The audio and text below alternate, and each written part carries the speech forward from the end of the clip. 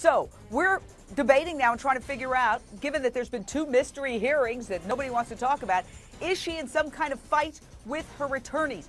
Are her attorneys saying, and I'll throw this out to Lisa Bloom, because you have covered so many cases. Is it possible that her attorneys are saying, look, Judge, we need to do this. We need to call her mother up to the stand. No, I don't want that. Don't call my mother.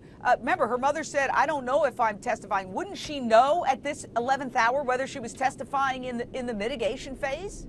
Lisa? It could be, but Jane, let's keep in mind that she has the right to volunteer for the death penalty if she wants to do that. It's happened a number of times in Arizona. It's happened to female convicted murderers in Arizona. But before she can do that, the court has to hold a competency hearing to make sure that she is competent to make that choice. And if I had to speculate, my guess would be that she is going to stick with her position that she wants the death penalty. And so now that's really thrown a monkey wrench into this whole thing, because her attorneys thought they were fighting the death penalty. She's instructing them that she wants to volunteer for the death penalty, and so the court wants to make sure that she's competent to make that choice. Well, I know we're supposed to be debating, but does everybody agree with Lisa Bloom?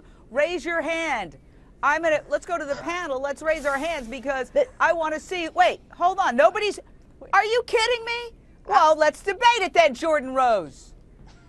I don't think she wants the death penalty. Why would we start to believe her now? I mean, everything else that she's ever said is a lie. I think this is some bizarre mind game that she's trying to go forward with in order to get life in prison. I mean, she doesn't want to die. She's a narcissist. She wants to live. She wants to be interviewed on television for the next 30 years if the sheriff will allow that to occur. I mean, this woman does not want to die, and the only chance that they have of saving her from death is for them to put on some evidence, a psychiatrist, not a psychologist, a psychiatrist that says she's crazy, and some friend or relative that talks about the good deeds that she did, the time she took an elderly person to lunch or was active in her church. Brian Silber, or I'll throw it to you, John Lieberman. She can't bring her mother up. I'm thinking, she said her mother beat her with a wooden spoon. We all heard that. Well, let's say that didn't happen. How is she going to get her mom up there to say, her mother's going to have to get up like kind of the Cindy and Casey relationship and say, yeah, I beat her with a wooden spoon, even though she told the investigator, the detective, basically Jodi made up stuff since she was 14 about how bad they were, and they weren't bad at all.